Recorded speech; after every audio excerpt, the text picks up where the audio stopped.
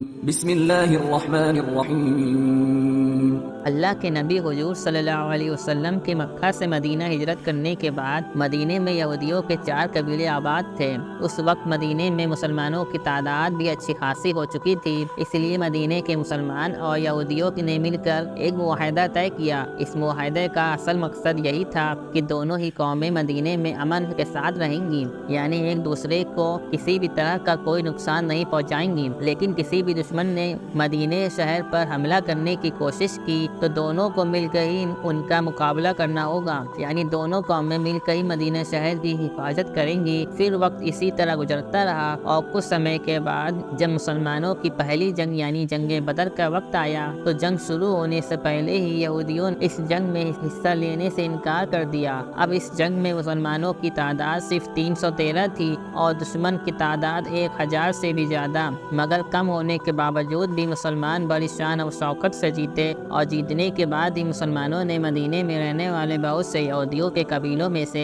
ایک قبیلے کو ہمیشہ کے لیے مدینے سے نکال دیا۔ یہ اس وعدہ خلافی کی سزا تھی جو انہوں نے کی تھی۔ یہ قبیلہ مدینہ شہر سے لگ بھگ 320 کلومیٹر دور خیبر نام کے علاقے میں جا کے آباد ہو گیا اور کچھ ہی وقت میں یہ یہودیوں کا سب سے بڑا گڑھ بن گیا۔ یہاں پر یہودیوں کے کئی قلعے تھے جس کے اندر یہ یہودی مسلمانوں کے خلاف سازشیں رچا کرتے تھے۔ جب حضور اکرم صلی اللہ علیہ وسلم کو یہ خبر ملی کہ خیبر کے یہودی قبیلے غطفان کے ساتھ مل کر مدینہ پر حملہ کرنے والے ہیں تو آپ صلی اللہ علیہ وسلم نے 1600 صحابہ کرام کا لشکر تیار کرایا اور آپ خیبر کی طرف جنگ کے لیے روانہ ہو گئے۔ آپ صلی اللہ علیہ وسلم رات کے وقت خیبر کے حدود میں داخل ہوئے اور فجر کی نماز کے بعد شہر میں داخل ہوئے۔ یہودیوں نے آپ صلی اللہ علیہ وسلم کو دیکھا تو شور مچانے لگے کہ محمد آ گئے ہیں۔ اس پر آپ صلی اللہ علیہ وسلم نے فرمایا کہ خیبر برباد ہو گیا۔ بلا شبہ ہم مسلمان کسی قوم پر اترتے ہیں تو کفار کی صبح برباد ہو جاتی ہے۔ یہودیوں نے اپنی عورتوں اور بچوں کو ایک محفوظ قلعے میں پہنچا دیا۔ خیبر کے یہودیوں کی تعداد لگ بھگ 10,000 سے بھی زیادہ تھی۔ رسول اللہ صلی اللہ علیہ وسلم نے ایک چھوٹا لشکر حملے کے لیے بھیجا جس کے سپہ سالار حضرت ابوبکر کو بنایا۔ یہودیوں کا سب سے بڑا قلعہ کاموس تھا۔ مسلمانوں کا یہ لشکر قلعے کے قریب پہنچا تو قلعے کے اونچے فاصلوں سے تیر اندازوں نے تیروں کی بارش شروع کر دی اور یہ حملہ ناکام ہو گیا۔ پھر اسی طرح حضرت عمر رضی اللہ عنہ لشکر کے ساتھ آگے بڑھے،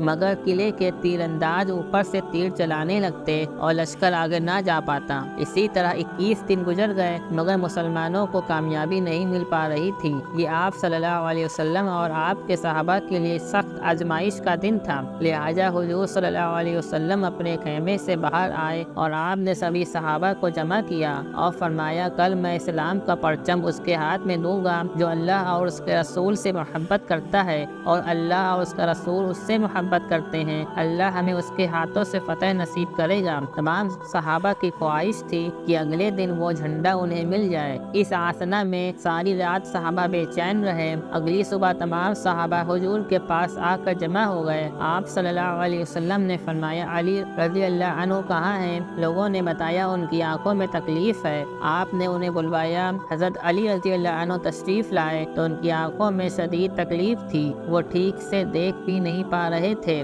آپ صلی اللہ علیہ وسلم نے اپنا لعاب دہن حضرت علی رضی اللہ عنہ کی آنکھ میں لگایا اور دعا فرمائی۔ اسی وقت حضرت علی رضی اللہ عنہ کی آنکھیں ٹھیک ہو گئی۔ نبی کریم صلی اللہ علیہ وسلم نے اپنا پرچم حضرت علی رضی اللہ عنہ کے ہاتھوں میں دیا اور انہیں ہدایت فرمائی کہ پہلے دشمنوں کو اسلام کی دعوت دینا اور انہیں اللہ کے حقوق سے آگاہ کرنا۔ اگر تمہاری تبلیغ کی وجہ سے کوئی ایک آدمی بھی راہ راست پر آ جائے تو یہ تمہارے لیے ایک سرخ اونٹ صدقہ کرنے سے بہتر ہے۔ حضرت علی رضی اللہ عنہ لشکر لے کر روانہ ہوئے اور قلعے کے قریب پہنچ کر اپنا جھنڈا نصب کیا اور آپ نے حضور صلی اللہ علیہ وسلم کے حکم کے مطابق یہودیوں کو اسلام کی دعوت دی، لیکن انہوں نے انکار کر دیا اور اس دعوت کا جواب اینٹ پتھر اور تیروں سے سے دیا۔ اس دوران اس قلعے کا سردار جس کا نام مرحب تھا قلعے سے باہر آیا۔ یہ ایک پہلوان اور جنگجو شخص تھا۔ عرب مرحب کو 100 سپاہیوں کے برابر شمار کرتے تھے۔ مرحب نے بڑے غضبناک انداز میں آگے بڑھ کر حضرت علی رضی اللہ عنہ پر اپنی تلوار سے وار کیا، مگر آپ رضی اللہ عنہ نے